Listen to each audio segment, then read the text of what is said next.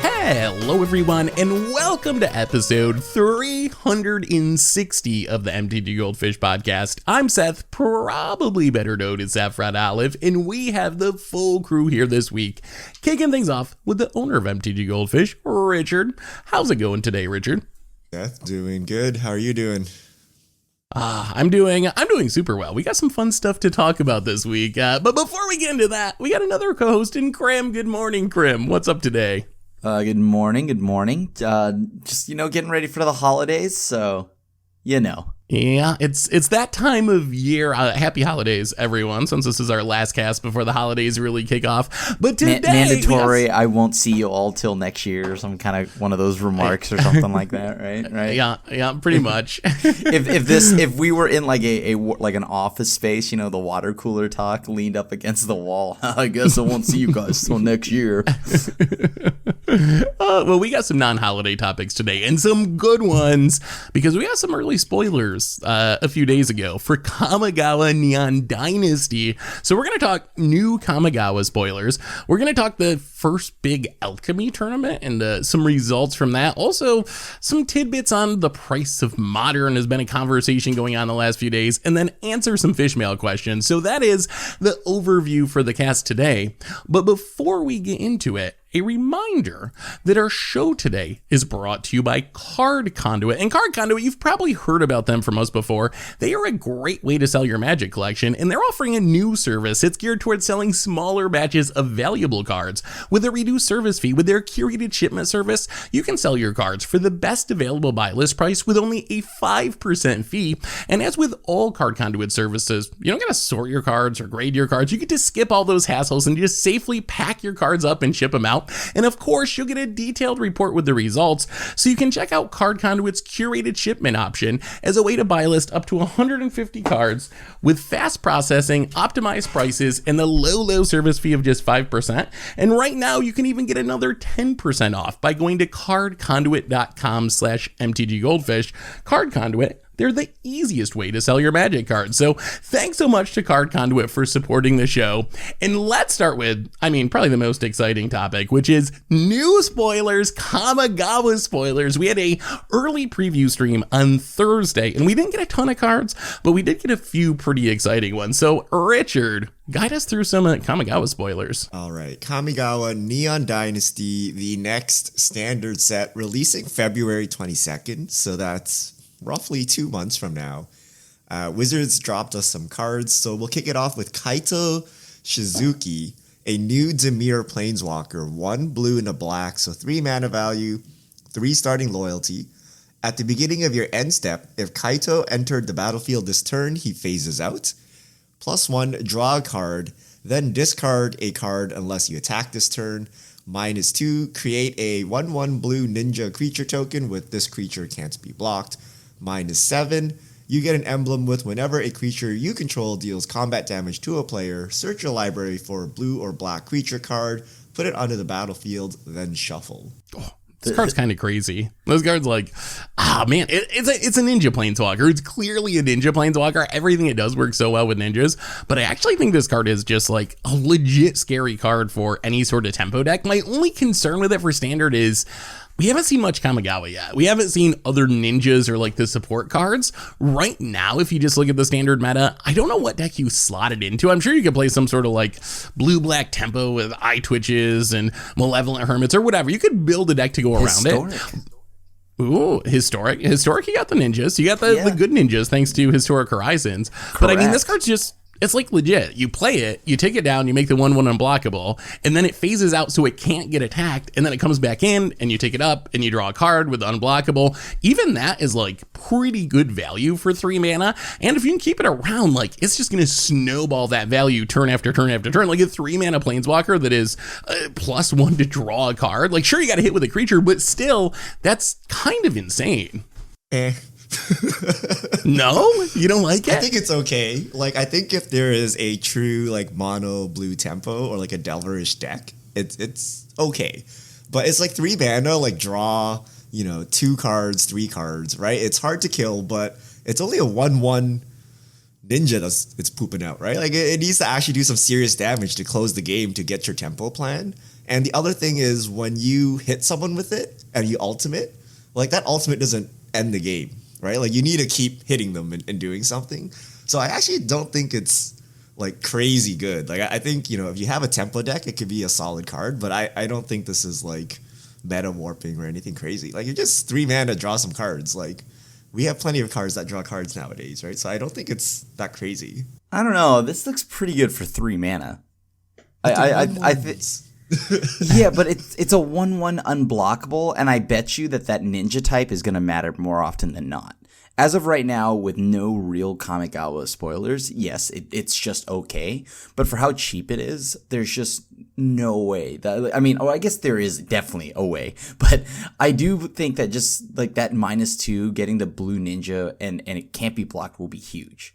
As most things are with ninjas. Like being able to just freely get in like uncontested will usually result in a free something nice happening. We need a rune chanter's bike. We need some serious equipment to put on this thing. Like you can't be chipping away with 1/1s, right? Like we need like go tall ember cleave or something, right? Like something that really like will kill you in 3-4 turns. I mean, so I think this card will make a lot more sense once we see the rest of Kamigawa, because if there's 2 things I associate with Kamigawa, it's equipment and it's ninjas, and this seems to like care about both of those things. Like if you have ninjas, maybe they print a Ninja the Deep Hours or Ingenious Infiltrator or something, and then even if you're picking up that token but you're cheating a ninja into play with ninjutsu, that's pretty powerful. And then I'm sure we'll get some sweet Kamigawa equipment to put on the ninja. So like I said, right now it's hard to see where this card fits, but I think once we see the full set, I wouldn't be at all surprised if this was like one of the better cards from our Return to Kamigawa. Like I think it's going to make so much more sense once we see the rest of the set.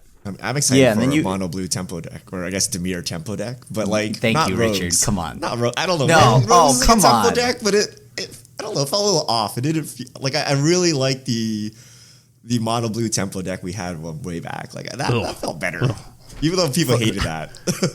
Oh my god, that was one of my least favorite standard decks of the last few years. Oh my goodness, weird. I hate that Curious Obsession deck. The mono blue deck, yeah, the mono blue deck was miserable, but Rogues is fun. Dude, I'd rather get Epiphany looped, honestly, than the turn 1 flyer, turn 2 Curious Obsession, counter every single play for the rest of the game. Curious That's Obsession like better than Kaito? Like it's just like 1 mana draw every turn, like instead of 3 mana draw every turn, right? Like this is so much. Right? This is so much more than 3 mana draw a card every turn, right? Come on, we have to imagine that -2 is going to matter more often than not. And we don't even have Curious Obsession at the moment in standard. So yeah. And like it's been a while, it's been a whole set since we've had some rogue deck or a tempo deck to dunk on all like the big mana blue decks, right? And nothing feels better than dunking on Epiphany players. So like, and we still have Rogues too. We still have Rogues too. There's actually like we lost some of them, but there's still like Soaring Thought Thief, Merfolk Wind Robber. Can you give us like Soaring Over the Lock or something like that? And it's just the same. It's a functional reprint. I would love that. That's what it needs. Yeah, I guess Drowning the Lock in the card draw spell, whatever that was. It was just draw 4 for 4. Let me do that again. That was amazing. Like that one. Except you love drawing cards. How could you not like that card? But I never played Rogue, so I couldn't take advantage. I couldn't take advantage of it. I just got jealous, like a Commander game against Tomer when he outdraws me. Like I see my opponent doing, I'm like, oh come on, I want to be doing that. But well, and then on top of that, though, for all the anime lovers listening, I mean, there's the promo version, which, by the way, is that like the Fist of the North Star style art? What's have you seen the promo version? I think it is the artist. They explicitly put it out there. So that promo version is crazy, and it's anime art style, and it's Fist of the North Star for you really OG anime viewers or readers back then. It's actually pretty sweet. Yeah, it was pretty interesting during the preview stream. They talked about partnering with a Japanese art studio to find Japanese artists to do some of the promos. So I think we're going to get some really cool art from, I mean, I don't know anime the way that you guys do, but I assume we're going to get a lot of really cool art from anime artists and other Japanese artists, which is perfectly on flavor for Return to Kamigawa, I think. I don't know what you're talking about. I would never watch anime, so I don't... That's weird. There's BoJack Horseman art in this set. What? yeah. But just to clarify Kaito, so Kaito is not immortal, so a lot of people get this confused. So he phases out when you first cast him, right? So that turn he can't be attacked. But when he phases back in, he does not trigger that ability again. When you phase in, you don't trigger ETBs. So afterwards, he can be attacked like normal, or if you have like instant speed, planeswalker removal, you can fire it off before he phases out. Yeah. But I have to imagine that also that passive is gonna like probably be abusable. I mean, I'd like to think that like maybe there's a flicker effect or something. Yeah. Who knows? So you can protect it. But yeah, like I don't know. Maybe I'm putting too much faith into this card. But you don't just make a planeswalker like that, right? Without like kind of like supporting it. At least that's not the way how the way things have gone in the last couple of years. So I have to imagine they're going to do something. A brief sidebar. Maybe the most shocking thing to happen in Magic in 2021 was the return of phasing. Like seriously, before this year, I would have put phasing up with like banding as mechanics that would never return. These super confusing, really archaic, 25-year-old mechanics.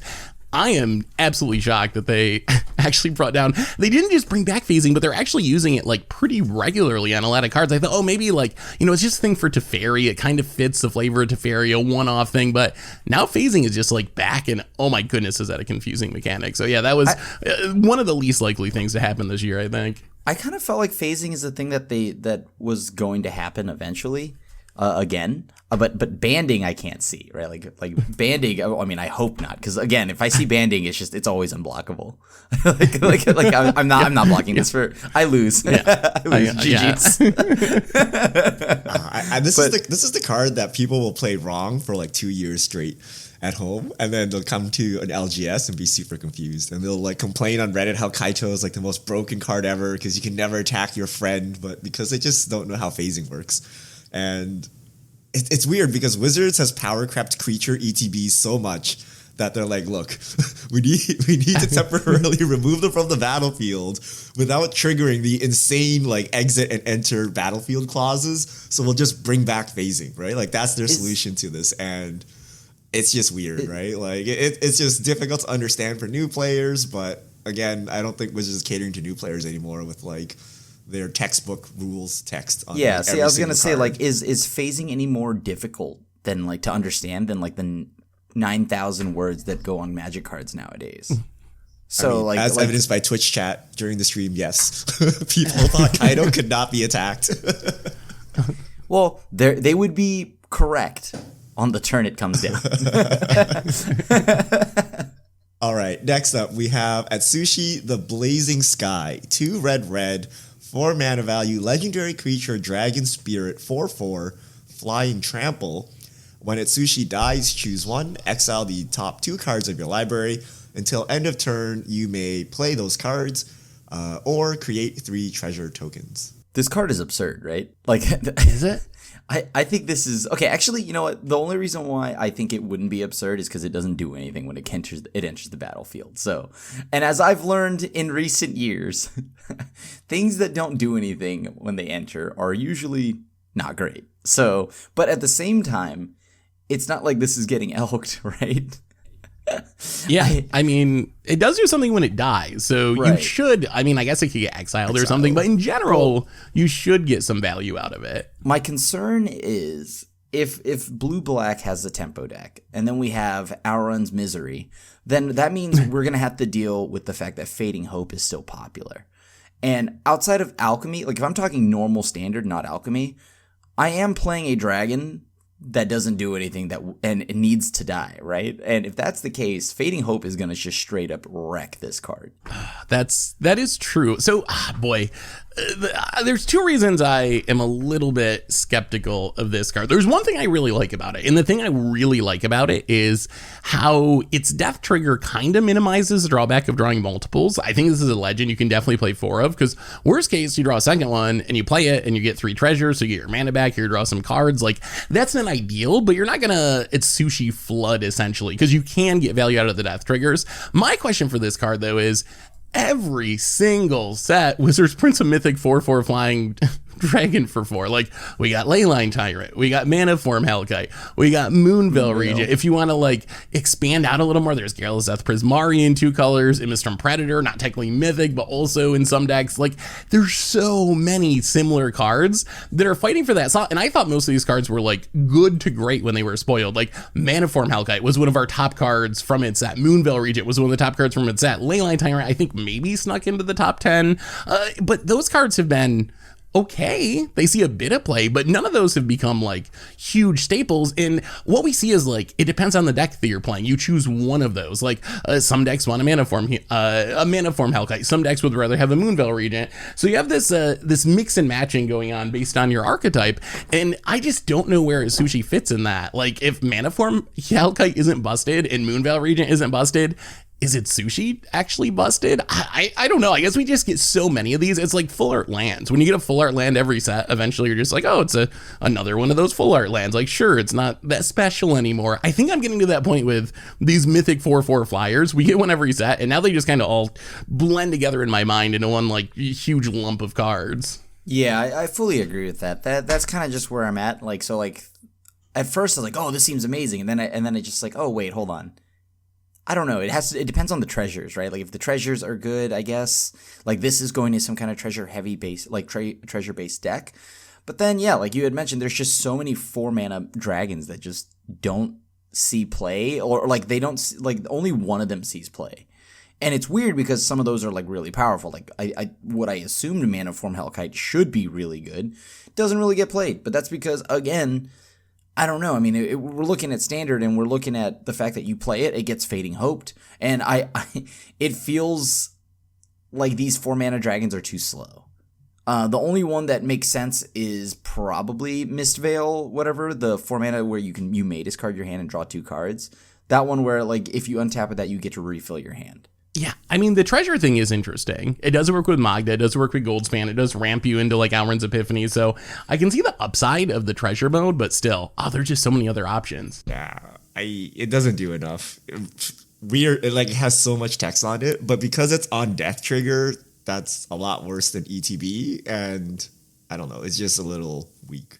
And the 4-slot, the 4-mana slot is highly contested. So, like, even if you play a dedicated Dragons deck, like, I don't know this would even fit in there. And it's legendary on top, so you can't even draw multiples. So I don't know. It's so insane that there's just so much text on this card, and we're like, we can't play it. It reminds me of the Tech Giant or whatever, the 4-mana 3/4. Like, insane if you actually get going with it, but like no one gets going with it, right? So like, insane if your opponent decides to Doomblade it for some reason, but chances are they'll bounce it, they'll block it, they'll kill you with bigger green stuff, they'll take extra turns and kill you, or play exile removal. So I don't know that it's good enough. Yeah, just year wait till they buff it. 2021 needs ETB. Like, yeah, if they buff it in like Alchemy, right? Just give it haste or something, right? Like, yeah. Then that way it mitigates getting bounced, right? Because I can just play it again, right? Like, and then just to hit you with it. Now I'm starting to think, if it doesn't have ETB effects, it has to have haste. I mean, Questing Beast has it. Why doesn't this card have it? The otherworldly moose, I don't know what it's called. The 4-mana 4 from the last set that's in green. Uvenwald something, yeah. Yeah, green has haste attached to everything. At this point, I'm just waiting till No Ball Hierarch comes out in green and has haste. So, but red is a color that should actually have it, right? I think red is the one that I think of when I think of haste, and yet they don't have it. So it has trample, so you can get over the Outer Epiphany birds, Crim. Flample is great. That would be great if I ever saw my turn again. Oh boy. All right. Next up, we have Hiriksugu Devouring Chaos. 3 in a black. Legendary creature, Ogre Demon 4/4. Black, sacrifice a creature, scry 2.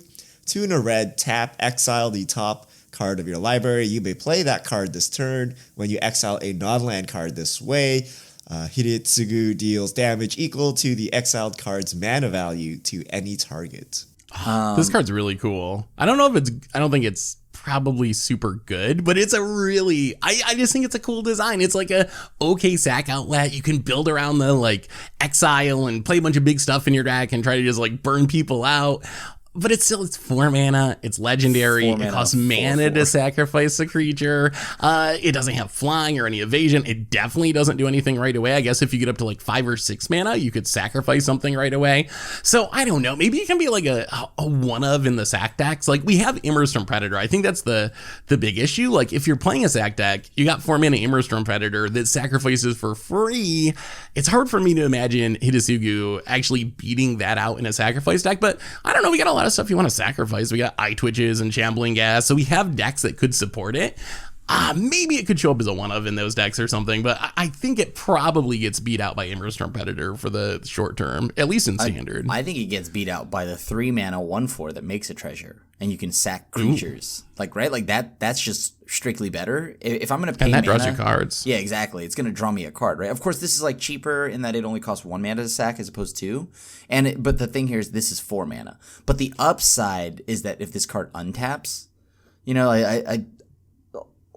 I don't see this being worth it. But if it untaps, I guess it's good. I don't know. This is one of those cards removal? Like, well, even if it untaps, what does it do? I guess that's right.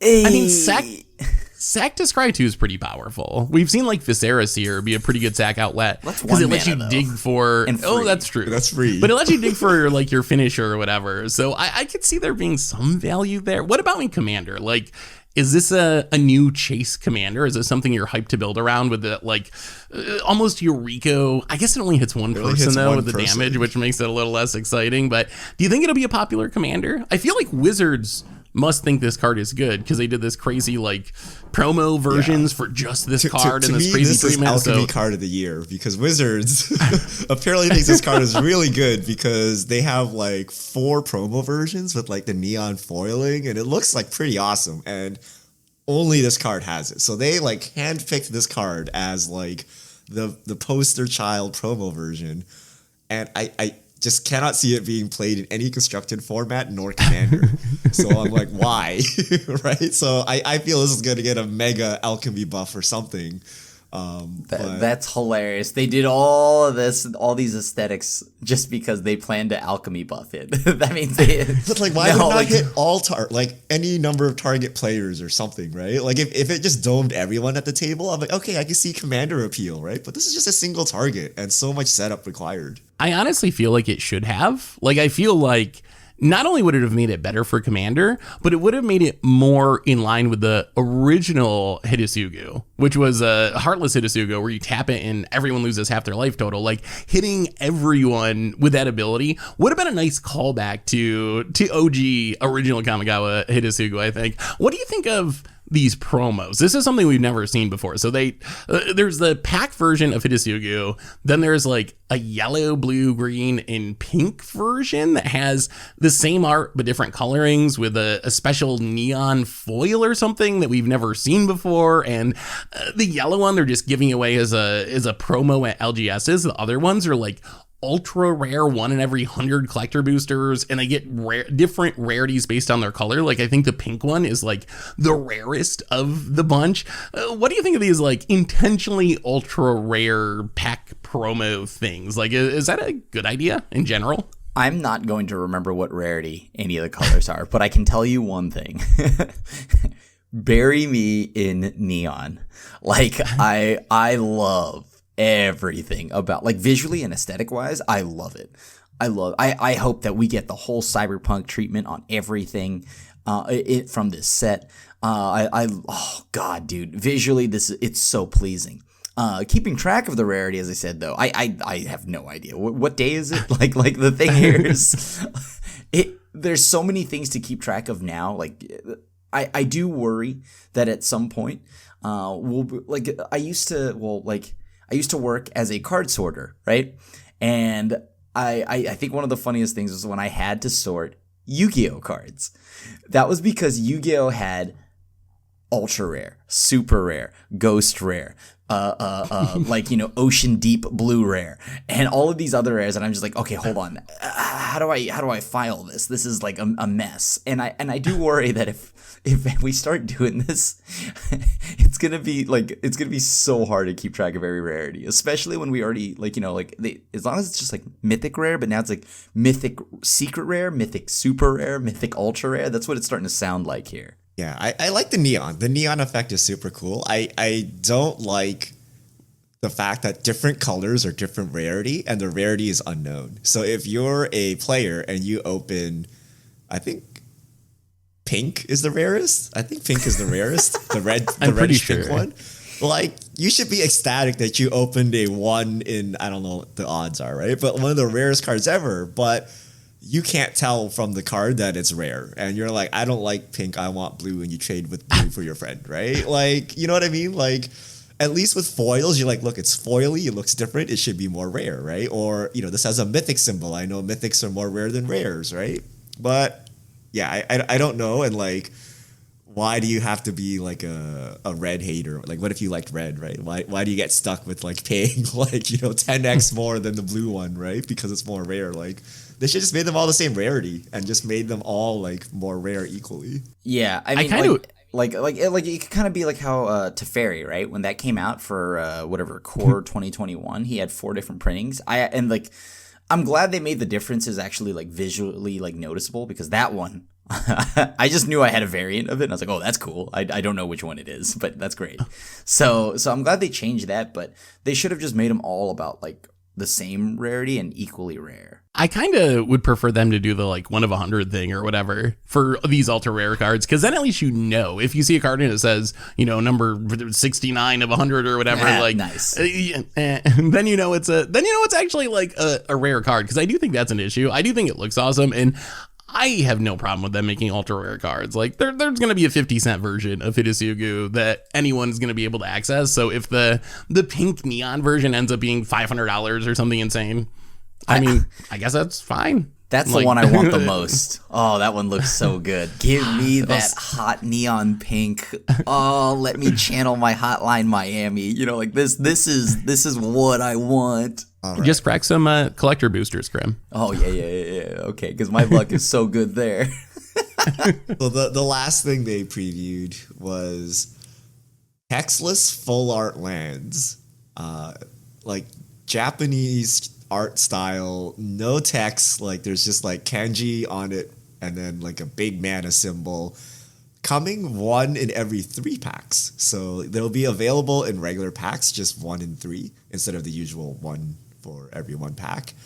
And I must say, these look amazing, and I don't know what they're doing because they've just killed all secret lair lands. Like, I'm not sure why these lands are so good and they're just like regular lands, right? So on one hand, I'm extremely grateful for that. We can pick these up on the cheap. But like, who's ever going to buy a secret lair lands pack now with these lands? Because this is just the tip of the iceberg. Then comes the actual secret lair from Kamigawa lands. And you're like, oh my god! right now, you just need to count your blessings, because they're going to roll out some basics in a secret lair. They're going to be along the lines of this, and it's going to be godly. Like, these are so gorgeous. I don't even know. Like, I would replace all my snow basics in my snow deck for this. That's how beautiful they are. I mean, they really are. Maybe the nicest basics Wizards has ever just printed in a normal pack like this. Like, they aren't some special promo. Like, they look so amazing. And I'm not even like an anime fan or anything. Like, I don't have any specific like connection to this style of art. And I think they're some of the most beautiful lands that they've ever made. So yeah, I'm super happy that they're going to be accessible. Like, it's always disappointing when they spoil something like this and they're like, oh, you get 1 in every collector booster, but everyone else, you get like the normal, normal basic land. So even though I do get what you're saying, Richard, that this probably does. These are nicer than most of the secret lair lands that they made so far. And maybe that will diminish the demand for them to some extent. Like, hard to complain about getting these lands out of normal packs and everyone being able to have access to them. Like, this is like gorgeous, traditional, just Japanese art, right? Yeah. Like, this is like stunning, right? Like, you have like the islands, which have like the origami cranes and stuff like that. Oh man, the mountain, like the one specifically, not the one of the mountaintop with the flames floating around, but the one where it's like the town. That is beautiful. But the thing to stand out for me here, you can just throw away the forest, but the thing here is the swamp. The swamps are the star here for me. Like, I cannot get enough of these swamps. Like, oh my god, they are beautiful. I just like the framing where they have the kanji and then the giant mana symbol. So nowhere on the card does it say swamp or plains or anything like that unless you read Chinese or Japanese. But like it's just like really pops and like really finishes it. And is this the first time we've had like textless lands? Do we have textless lands? No, we like without like, is there a plains that does not say plains on it anywhere? There's gotta be, right?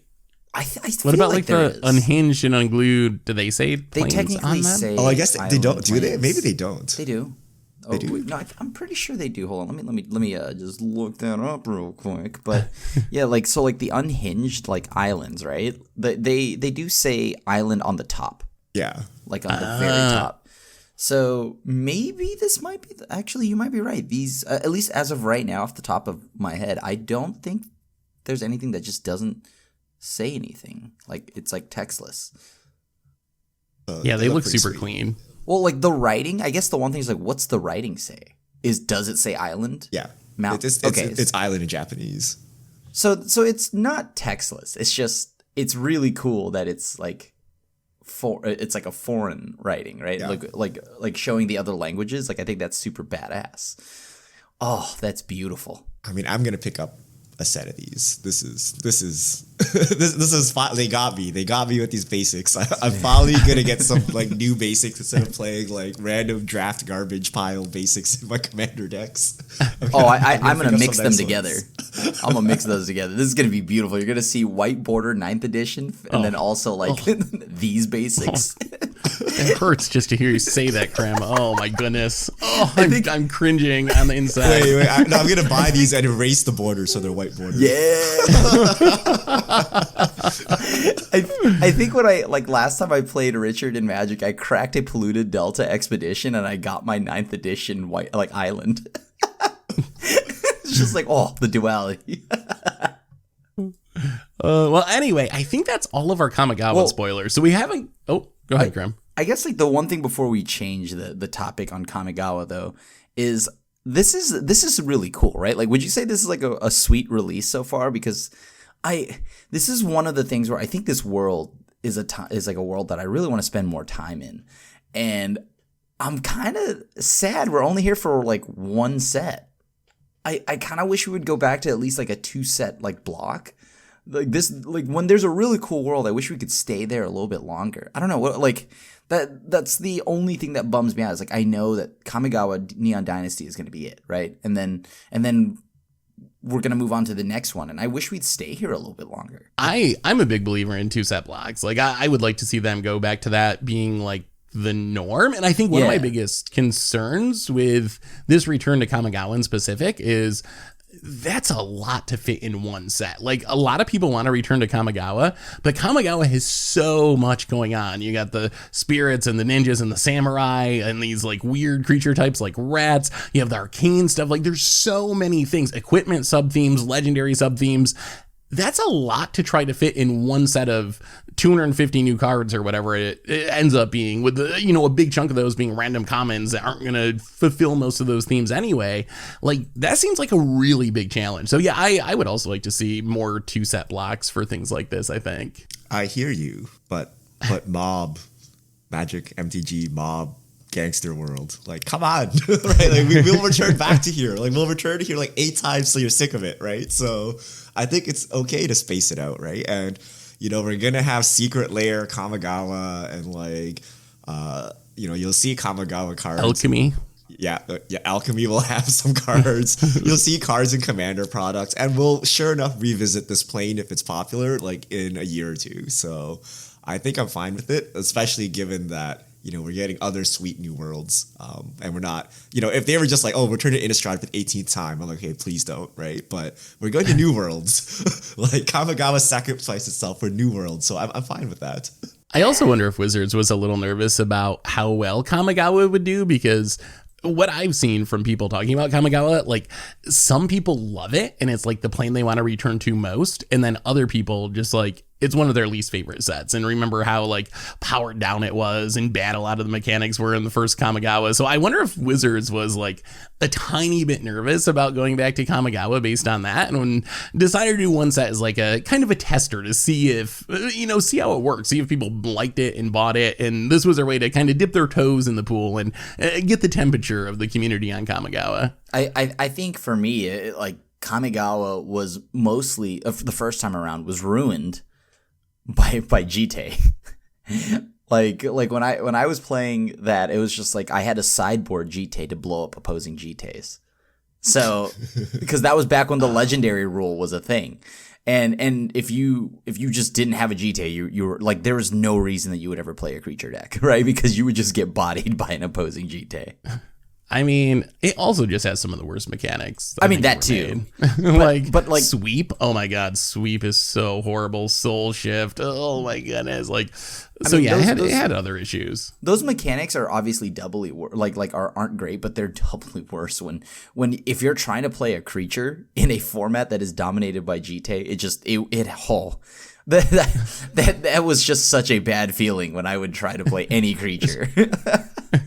I think Wizards' fears are overblown. Like how many people played Kamigawa? Like maybe like 5%, 1%. Like if Magic has like doubled every year since like 15 years ago, right? Like the original Kamigawa players are very far and few. So all they gotta do is just slap some anime on it and they'll sell gangbusters. So I think it's fine. I think Japanese culture is pretty popular nowadays, so I think the set will do fine. I mean, yeah, like just look at, for example, like the Mystical Archives, like those artworks just sold, right? They flew off the shelves. Like I loved them, and it's just beautiful art, right? Like it's amazing. Well, let's move on. Hit up a couple other topics. Next on our list, we actually had an Alchemy Tournament. What I think is the first fairly big Alchemy Tournament, the Hooglandia Open, didn't end up with a ridiculous number of players. I think it was 40-something altogether. But we did get a competitive look at what this new format looks like, and apparently it's all about the dragons. If you look at the most performing decks, Townraiser Tyrant, the most played card, one of the new Alchemy cards. Goldspan even being nerfed is still there. Lots of decks built around ramping with Fearsome Whelp, which lives up to its name. That card is really frightening if you can't kill it on turn 2, and it starts reducing the cost of dragons. But what do you think? What do you think of Alchemy now that we actually get a look at what the competitive meta looks like? At least the early look at the competitive meta. If the biggest concern is a fair mid-range deck getting mana reduction, then that's great. I think this has been like I played a Boros version, I don't know. I don't know. Did the video go up? I don't know. I think I was playing a version of this right at spoiler season because Fearsome Whelp. And that card, I wasn't sure how good it would be, but then I remember the Emperor card from Hearthstone, where it would reduce the cost of everything in your hand by 1 at the end of turn. And holy crap, dude, Fearsome Whelp is the truth. That card single-handedly makes this deck work. If the deck does not have this, I don't know how good this deck is. But when they have the Fearsome Whelp on too, like it is absolutely awesome. Like it is such a powerful Magic card. Because it makes every single one of those 4-drops now 3. It curves out perfectly. And the biggest problem with dragons was that it was always just too clunky, right? And it does what I want it to do because it has Chandra Dress to Kill, which, by the way, is a card I had on my list. But, I was wrong. It wasn't standard I thought it would get played in. I meant to say it was Alchemy that I thought it'd get played in.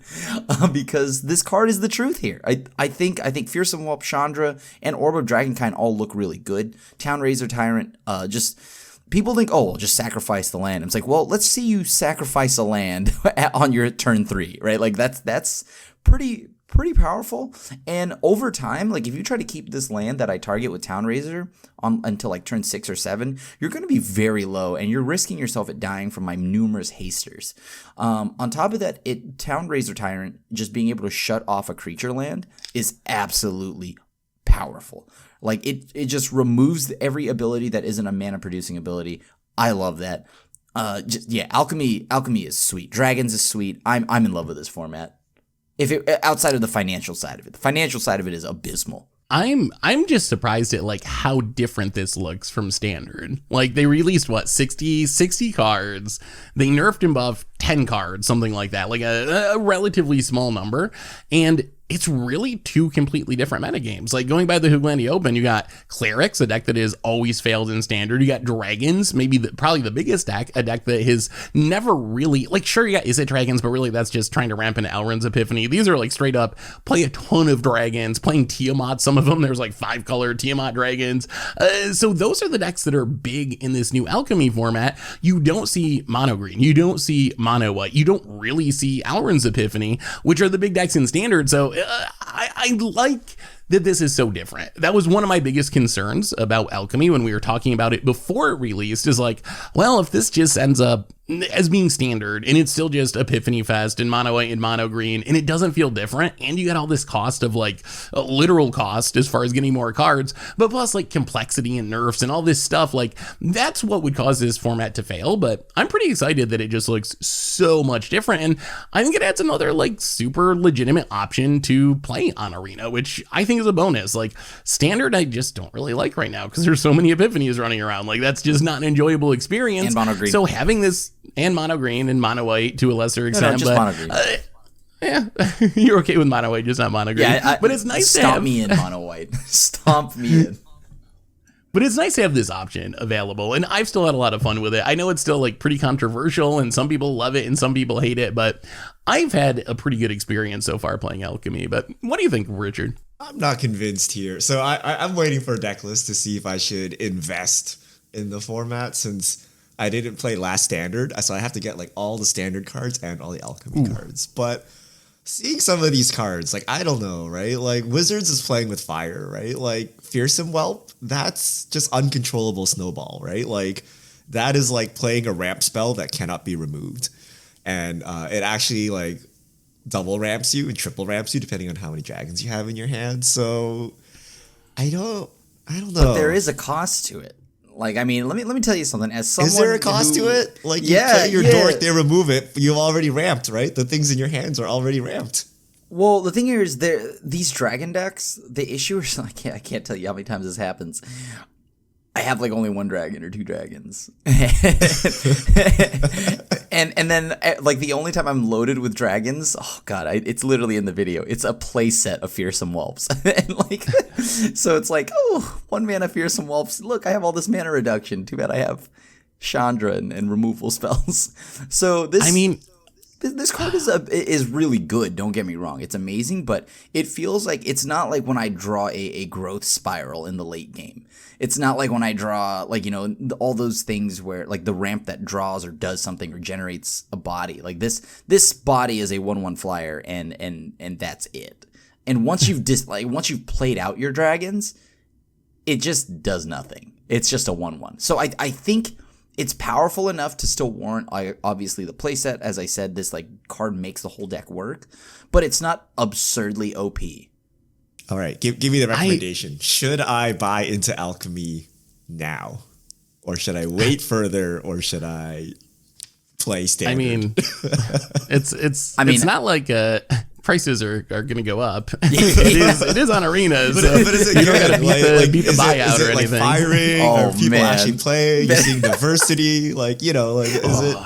What if there was an Arena like secondhand market? Like, oh, Fearsome Wolf has gone up in wildcard value to the moon. Yeah, now it costs a rare wildcard. I will say, Fearsome Whelp, like, I could see it getting nerfed. I could see it getting nerfed to trigger on your upkeep rather than your end step. So then you could kill it with sorcery speed removal. I watched the finals in a little bit of it wasn't really top 8, but the last few rounds of the Hooglandia Open, and The person who ended up winning, like the last game that they won, they played for some help on turn 2, and their hand was like Goldspan, Townspawn Tyrant, and double Inferno of Star Mounts or whatever, and it just sat out, and all of a sudden their Goldspan was like 2 mana, their Inferno was 2 mana, and it was, how do you beat that? Like, what do you do to beat that? So I could see it getting nerfed. I think the nerfing is my big concern, honestly. That's my concern with some of the decks I've made. Like some of the decks that I've played on stream or on video, like I want to tell people, oh, buy this historic deck because it's really sweet. Like the Captain combo deck is bonkers and it does such crazy things, but I really think like, oh, that card's probably going to get nerfed, and that would be my concern with encouraging you to buy into like, oh, this deck won a tournament, Mono Red Dragons. You just don't know. So it's fun, and I've really enjoyed playing Alchemy, like much more than I've enjoyed playing Standard recently. So on that level, I would say, yeah, buy into it because it's actually really fun and it's random. We'll see if it wears off eventually with the snowballs and the randomness that is inherent in the format. But for right now, it's super enjoyable. It's just a huge financial commitment because you don't know if you buy into one of these good decks today, if it'll still be a good deck 2 weeks from now after the next round of nerfs and buffs come out. So if you do buy in, you got to be expecting it to be really expensive. See, yeah, this is the weird pickle that you're in because, like, I think the beauty is that it can be nerfed, right? Like, this is a digital format, but then the downside is that this isn't Hearthstone. We don't have like a return to like giving us our dust back or anything like that.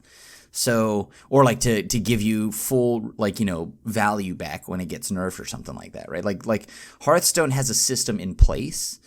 Magic does not. So that's the bummer about it. But the beauty is that, yeah, like tomorrow, maybe this could get nerfed, but then that means there's a new format. So it's this weird situation that you're in where it's like, you know, like, obviously it sucks and whatnot, but I guess a new format's always fun.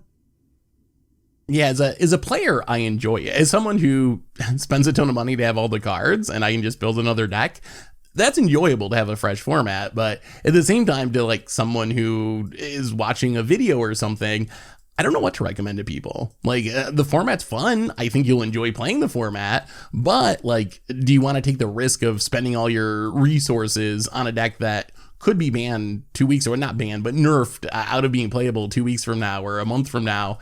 And I don't know the answer to that. I guess it depends on how many wildcards you have and how willing you are to spend on the format. So that's where I'm at. I do very much enjoy it, but I'm also in a somewhat unique position where I have all the cards. So if you nerf away a deck that I built, then whatever, I build another deck. If you're not in that position, I don't know. It's definitely safer to play something like Standard. It's going to be less chaotic. So I guess it depends on just your position with the arena economy, really. So I think I'm going to wait until the first BNR for Alchemy to see how they approach it. Like, are they going to flip over 30 cards, or are they going to be like, nah, it's fine, like no changes? But I see Adult Gold Dragon in 20% of decks. I am not spending my wild cards on Adult Gold Dragon. This tells me Fearsome Whelp is on the way out, right? Like, I don't know. I see cards like this, and I'm like, there's something severely broken in these decks, and it's not Adult Gold Dragon. So, oh, dude, you're not a believer. Dude. Have you ever been hit by a haste creature? Like, it's just legitimately load up on haste and smack somebody, right? Like, and that's fun. I mean, it's exactly what we need to do so we don't get outrun Epiphany, right? Like, they need to sweat. And the thing here is that card does that. As funny as it sounds, like, that legitimately does that. And Inferno, the Star Mounts, all these cards, these are great. If anything, the one thing I'm thinking is going to get nerfed is the Captain. Oh yeah, that's 100% getting nerfed. Yeah, I would be shocked if that wasn't nerfed. That card is so incredibly broken. Yeah. Also, did you notice? Speaking of Alchemy, Wizards with their punt, and I'm pretty sure this was a punt, but Rahilda, the mythic werewolf that sees a lot of play, the backside does not have a color indicator, so it's technically colorless, even though it looks like a red card, which is something that I think they just forgot to put the color indicator on it, and that's actually come up a few times. People have been talking about in their gameplay where, like, you can't Vanishing Verse the backside, but you can get the front side because the backside is actually colorless, or you can like pump it with Forsaken Monument. There's all these really awkward, weird shenanigans. How is it? Because they just Wouldn't it still retain the front side's mana cost and all of it? Like It does not. If you look at any double face card on the type line, there's this little circle that has colors in it because there's no mana cost on the backside, and that's how you know the color of the flip card. Because some of them are different on the front and back. Like Avacyn from our second Innistrad was white on the front and red on the back. So you got to go by the color indicator, and they just apparently forgot to put it on Rahilda, even though it clearly is intended to be a red card. But yeah, so they just forgot to put it on, so it's like accidentally colorless at the moment. Oh, I didn't even think about that. Which I don't know. I don't know. I wonder if they kind of rushed to get this set out a little bit or something. But yeah. So that's only this week on Punter Bluff. That's only one punt. I'm surprised because otherwise everything else kind of works, right? I think everything else. Yeah, well, Seek the Wilds. I haven't played it recently, but last I knew that I was still putting a fake land into your hand. But other than that, yeah, it worked better than I expected. That's for sure. Yeah, like 1 to 2 cards. This is look at WotC go. I'm digging this. I'm liking this WotC where it's like only 2 problems so far. They're like, very low expectations. As paying customers, I should not be doing QA for them, right? Like this is very low expectations, right? You don't go to your bank and you're like, you only. Missed my deposit by $5. That's pretty good, right? No, you expect it to be perfect, right? Like, maybe you're right. I mean, the color indicator is just a big one because it's like been on every split card of all time, so it's a very weird thing to miss. But why I would isn't assume it fixed by now? That's the question, right? Like, okay, maybe it gets out, but most games within like an hour or 2 hours of these problems happening, they get it patched, right? It's a digital game; you can do it. So that's the real question. I mean, holidays. Maybe there's a 1 in a million chance they intended it to be colorless for some reason. I would assume it would look more colorless if that was the goal, but. Yeah, I don't know. Holidays is probably a good answer. I think everyone at WotC's off, except for that one intern frantically running around trying to keep both Moto and Arena going. 100% off. It's the holidays. I'm sorry, guys. This cannot be done. All right. I think. I don't know if we want to get into modern prices, actually. Maybe we save that for our next cast in the New Year's, because I think it's actually like kind of a big and interesting topic. We were going to talk a little bit about the cost of modern decks, but we're kind of getting to the fish mail time of the cast, so let's hold that one over for the New Year. And Richard, why don't you give us some fish mail? All right. If you have questions, send them to @MTGGoldfish with the hashtag MTGFishmail. We'll get to your questions on air. Blue Team Turtle. What would collector packs look like on Arena if they were a thing? $4, double, triple rares, alchemy set cards, free cosmetics. What would a collector's booster look like on Arena? It would probably be cosmetics. Like, I guess it would actually kind of work if you like opened a card and you got the card and like the special cosmetic version of it. Multiple rares and mythics could also work. They could throw in some of the old like special lands. The lands come in and out of the store, like the Unhinged lands or the Mirage lands pop up for a month or two and then they go away and you can't buy them. They could just randomly throw stuff like that into them, which would actually be kind of neat. Yeah. I don't know but it would not be as generous as we're all imagining. So if they add collector packs, they're going to try to extract more money out of us. So I don't think it'd be a value play for us, but it'll be like, oh, you want these new secret layer type cards, like collector boosters on Arena only. Yeah. Corel _ how much do you think Alchemy's digital cards should prioritize readability versus clarity? I.e. change Grizzled Huntmaster to ETB sideboard a creature, and the rules could spell out what that meant. Seems this is clearer and less daunting. So, boy. Yeah, that's really tough. One of the things I like about Magic is the cards in general do really describe what they do. I know something I've noticed playing other games sometimes is you're not 100% sure how cards work, and then you'll play it and you won't know, like, oh, does this happen first or second or whatever, and then you end up like I guess you learn as you go, kind of, by making mistakes. But I kind of appreciate that Magic cards do a really good job of spelling out exactly how it works, exactly what it does. Grizzle Huntmaster, I honestly think they just put way too much text on that unnecessarily. Like, I'm not sure why they had to have it like search your library in hand for extra copies of card. Like, that's such a weird fringe upside. It could have just been like 3 mana ETB, exile a card from your hand, conjure a duplicate of a card from your sideboard. And that's like really gronkable, really straightforward. So I kind of feel like this is a case of like, I don't know, Wizards just going adding way too much text for a card for minimal upside. Like, I played Grizzle Huntmaster a ton. The number of times that I actually go through my deck and exile all the copies of a creature that I intentionally put in my deck because I wanted it in my deck so I could draw it and play it is really, really small. Like, that doesn't happen 1 out of every 10 times, 1 out of every 20 times, something like that. So I feel like they just added a bunch of text on there for no reason that makes it way more confusing than it needed to be. I think Wizards has always had this issue where they want their cards to be 100% correct. So you have cards like Chains of Mephistopheles, like no one knows what that does. You have like Oubliette. It's like an O-ring, but like it's a textbook on there.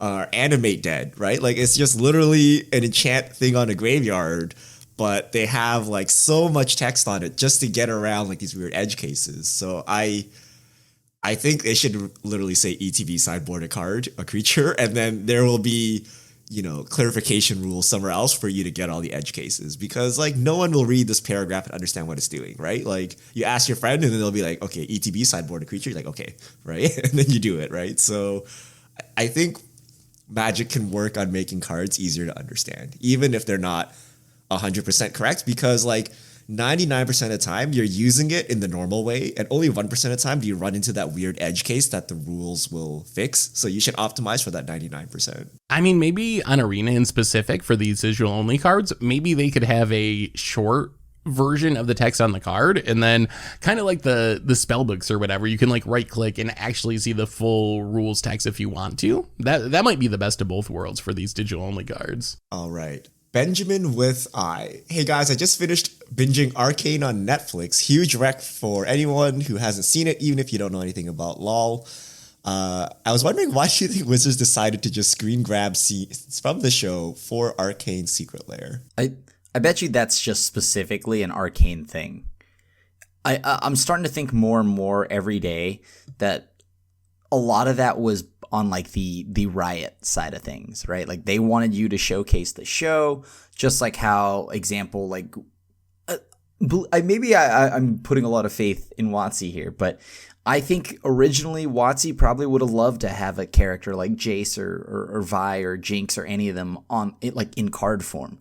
But I think that's probably like just a licensing thing. So I also wonder how quickly stuff like this comes together. Like, did they wait until Arcane was popular and we're like, hey Blizzard, like, or whatever, Riot, let's make some cards for this, and did it all in like a week and just like mocked up the cards and threw them on secretlair.com and then you got a product? Like, I wonder if this is something that was planned out a year ahead of time, or if it came together really quickly after the popularity of the series. So the extra piece of news we got the other 2 cards, which was Gromp, which is not something that appeared in Arcane at all.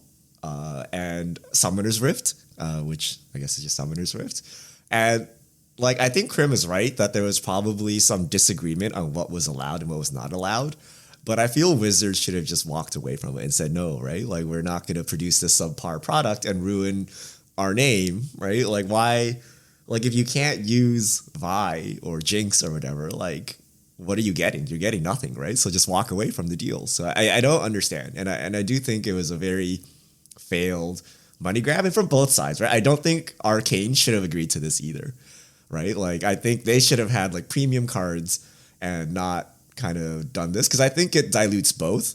But since I'm a huge fan of Arcane and Riot, I'll just side with them, right? And just blame Wizards. But I feel it's like it looks bad on both of them, though, right? So I feel like it was a wasted opportunity, and maybe they revisit, or maybe this one sells well and they're like, look how well it sold using like generic screen grabs. What if we produced real unique art, right? Like, maybe it'll actually sell even better, and they'll come back for season 2 and actually give us all the cards we were expecting. I mean, I definitely ordered my secret layer though. As much Oh, as I can't believe you sold out, Krim.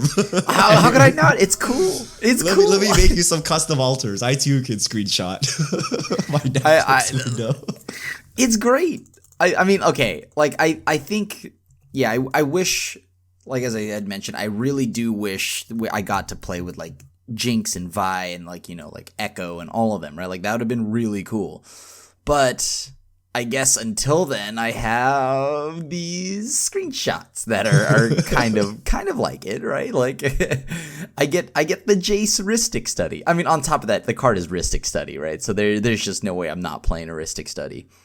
And the duress, like the artworks are all amazing. Like I think they're really cool, like really well. Like the artwork on a lot of them is pretty fun. The only one that I had an issue with was maybe the Counterflux one. Like that one was probably the worst artwork and entry into the set. Otherwise, the Hex Core, seeing Jace on Path to Exile, Ristic Study, and getting round 2 with Vi and all that as Seize the Day. Like these are all really, really sweet scenes from the show. Like Croson Grip, one of the few green cards that I do love. And yeah, like Croson Grip has that awesome scene where Vi is just like battling alongside Jace. So really, really fun for those that watch the show. For others, this will just hopefully just be a cheap way to get a ton of cards. But realistically, it would only be Ristic Study just driving the price on this like set. All right, last question. Blue Team Turtle, any bets on how long before Arena introduces cards as NFTs that would allow trading of digital assets and limited print runs? Isn't that Moto? Ooh. It's Moto, right? It's Moto without just Moto. the regulation that Moto was running into, right? Yeah, like I think So that's just do we like legitimate Moto economy or do we like Arena economy? You know what I think? I like Moto economy. I hate it. I hate Moto economy. And on top of that, the one thing I do like, I despise is that I have to pay real currency for cards that I don't even get to own. But I also don't think Arena is perfect either. I think what needs to happen is you put the barcodes like Pokemon does in the booster packs, which is a redemption for like in-game booster packs, and this way I'll actually want to buy booster packs in real life and then also be able to redeem them in-game. I still don't know why Magic doesn't do that. So Arena would be better if they gave it away for free. I would agree with that. I mean, I don't think Wizards is really really thinking that way, but I would love it. I don't know if it's free, right? Because you're still spending $3 a pack, right? And you only get one barcode. And so, like, I mean, it's the same for Pokemon. Obviously Pokemon is an IP that definitely moves itself real easily, so they're not hurting for money. But I would say that Magic can totally do the same. I would love that. I mean, I think what makes the Moto economy better is the way it's structured allows for the existence of a subscription model with loan programs. For me, that's like the biggest deal. Like if somehow the Arena economy could have something similar to that would solve so many of my issues with the Arena economy. So for me, that's what puts Magic Online ahead, is you can pay so much a month or a week or whatever and just play with all the cards. And as opposed to Magic Arena, where I dread opening packs because it's just like all these random gems staring back at you as you try to find the one mythic you need to play a deck, and it's just not a fun experience. Somehow Arena makes opening packs not fun for me, and I love opening packs more than just about anyone I know. I think the Arena economy, though, having to deal with the misery of like potentially just spending thousands of dollars and still not getting what you need, I do like that I have the ladder. I do like that I can play the game. Whereas Moto, I do not like that I have to pay entry fees into queues. But of course, I know that like that all ties into a bigger event, right? But you can just charge me for those. But like I think trophies and leagues and stuff like that, I don't know. I just hate paying for every time I enter. There are free games on Moto. But those, let's be honest. We don't use them very much. Yeah, exactly. Like, sure, there technically are free queues, but you know what I mean? Like, that's not what I'm trying to play into. I want to play a ladder. I want to play something like that. So Arena gives me the ladder, but and I don't have to pay for that, but that's because I pay for the premium by, spending like to get the cards. Yeah, to get the cards. So to answer the question, I think Wizards would never do this because they do not take risks in digital at all, right? So I think the real answer is like if Hearthstone will do it, and if Hearthstone does it successfully, Wizards might follow them into it, right? I think Hearthstone is the market leader here, and Wizards played around with the real auction house back in Diablo 3 days, right? So they are willing to take these risks, and it blew up in their face, right? People did not like the real money auction house. They did not like what it did to the game. But that was a long time ago, right? That was before people were used to opening their wallets and microtransactions and all those things. So I would not be surprised if Blizzard takes another go at it at some time, right? Where they try to introduce a real economy back into their games. And Hearthstone would be the perfect place to do it. And if it is successful, then I think Wizards would follow. So I think that's the only way it plays out. But Blizzard does have this history, right? They did try real money auction house before. So it would not be shocking if they tried it again. That's all the questions we have time for this week. Thank you to everyone who sent them in. If you have questions, send them to @MTGGoldfish with the hashtag MTGFishmail, and we'll get to your questions on air. And I believe that brings us to the end of episode 360 of the MTG Goldfish podcast. So Richard Cram, thanks for hanging out. Thanks to Card Conduit for supporting the show. And most of all, thanks to all of you for listening. Have a spectacular holiday season, everyone. Thanks again for listening. And this is Aku signing out.